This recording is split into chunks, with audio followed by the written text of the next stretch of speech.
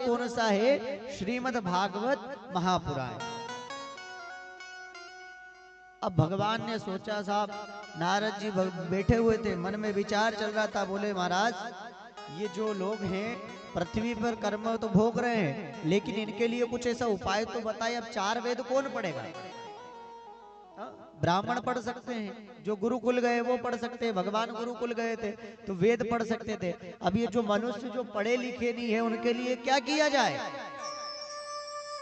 तो नारद जी ने भगवान से प्रार्थना की और भगवान से कहने लगे, प्रभु आप ऐसा कुछ उपाय तो बताइए जिस उपाय करने से ये मनुष्य के पाप कर्म, ये विषय वासना का पर्दा जो डला हुआ है इनकी आंखों पर, ये दूर कैसे हो सकेगा? तो साहब सारे देवताएं आपस में बैठे, और जब बैठे गए तो वहां पर कौन? सुखदेव मुनि और वेद व्यास जी सब आपस में बैठे हुए थे। सबके मन में यही विचार था कि मनुष्यों को तारने के लिए क्या किया जाए। उन्होंने चारों वेद में से एक वेद बनाया और वो है श्रीमद् भागवत महापुराण। 4 वेदों का निचोड़। और श्रीमद् भागवत कथा में कितने श्लोक? 18,000 श्लोक। तब ये श्रीमद् भागवत कथा का कौन सा बनाया? 5वां। अब ये 5वां वेद क्या है? सच्चिदानंद रूपाय विश्वपत्यादि हेतवे और तापत्रेण विनाशाय श्री कृष्णाय वयं नमः। अब साहब ये 5वां वेद तो बनाया। अब ये 5वां वेद में सुखदेव जी ने सोचा कि प्रभु क्या किया जाए। अब ये 5वां वेद तो बनाया, मनुष्य को सुनाए कैसे जाए? जब राजा परीक्षित जी को श्राप लगा था तो किन्होंने सुनाई थी कथा? साहब व्यास जी महाराज ने, वेद व्यास जी ने।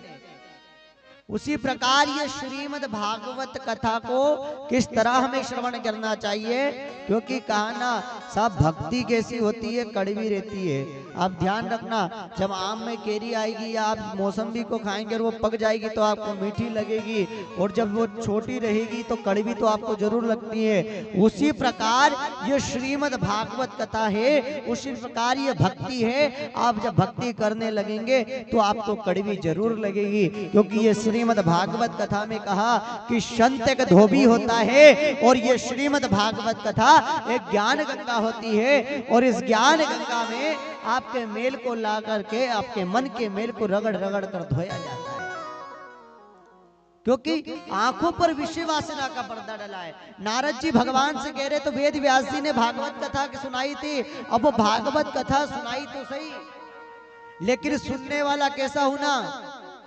ध्यान एकाग्रचित होना, परमात्मा में लगन होना, बैठे कथा में मन कहीं और। हाथ जोड़कर नारद जी विनती कर रहे, बोले महाराज अब क्या किया जाए? बोले ये 5वां वेद तो बना दिया गया है, लेकिन ये भागवत कथा कैसे सुनाए?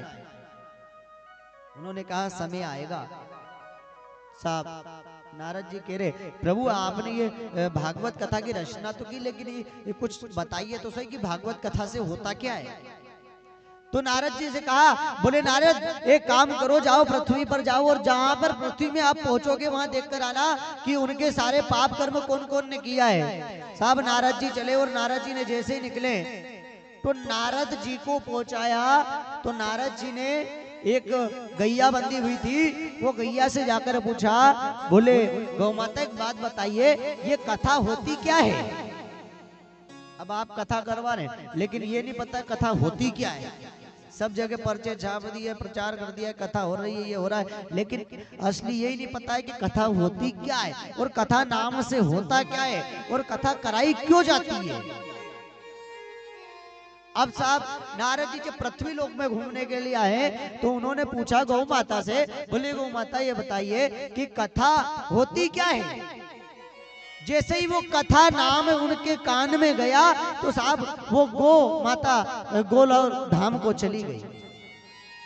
नारद जी घबराते हुए भगवान के पास आए, बोले प्रभु ये कौन सा पाप कर्म हो गया? बोले क्या हुआ?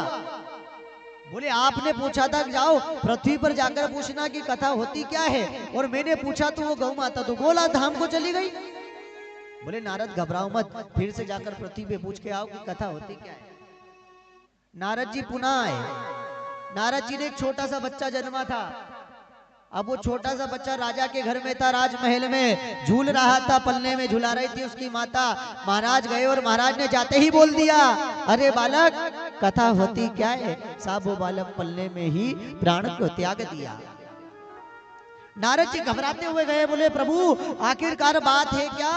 मैं जहां जाता हूं वहां कोई ना कोई मर ही जाता है, कोई ना कोई प्राण ही छोड़ देता है। गो से पूछा तो वो भी गोलोक धाम को चली गई, बच्चे से पूछा वो भी चला गया। बोले नारद पशु पक्षी से पूछ के तो आओ। साहब नारद जी पुनः आए। नारद जी ने फिर पूछा और जैसे पक्षी से पूछा तो पक्षी भी गोलोक धाम को चले गए। भगवान से कहा, बोले प्रभु आखिर बात तो बताओ कि ये कथा है क्या, और जिसके कान में कथा शब्द गया और वो परम धाम को ही चला गया। बोले नारद कथा चीज ये है कि जिस पाप कर्म में भोग रहा हो, जिस योनि में वो तड़प रहा हो, उसे ये श्रीमद् भागवत कथा अगर सुनाई जाती है, 18,000 श्लोक अगर उसको सुना दिया जाए तो वो परम धाम को, परमात्मा के धाम को चला जाता है। ये कथा होती है नारद। कथा शब्द वो होता है जो आप परम धाम को चले जाते हैं, परमात्मा से लगन लग जाती है। लेकिन परमात्मा से लगन कैसी होना साहब। मंदिर गया पूजा पाठ करी। हाँ? बोले गुरुजी बहुत मंदिर जाते हैं, रोज पूजा पाठ करते हैं, तो क्या काम का। मंदिर गया पूजा पाठ करी और घर में करे कले। मंदिर गया पूजा पाठ कर रहा है, सुबह से जा रहा, परमात्मा भगवान को नहला रहे हैं, जल चढ़ा रहे, भगवान से मांग रहे, भगवान ये दे देना वो दे देना। मंदिर गया पूजा पाठ करे घर में करे कले। बाप तो बोझा लगे पत्थर लगे गणे। बाप तो बोझा लगे पत्थर लगे गणेश। अभी असली का सांप मिल जाएगा तो मार देगा, झट से लट लेकर आएंगे तो। अरे भोलेनाथ के ऊपर सांप है, उसको जा जाके अच्छे दही दूध से रगड़ने लग जाएंगे। अभी वो नंदी बाबा कान में कुछ कहने लग जाएंगे, असली का होगा घर में आया तो लट निकाल के मार के भगा देंगे। तो मानव कहाँ जी रहा है। नारद जी कह रहे हैं कि ये कथा इसलिए इनको सुनाई जाती है कि ये जो पाप कर्म में विषय वासना के पर्दे में डूबे हुए हैं, इनको विषय वासना का पर्दा दूर कराया जाए। ये श्रीमद् भागवत कथा परमात्मा के धाम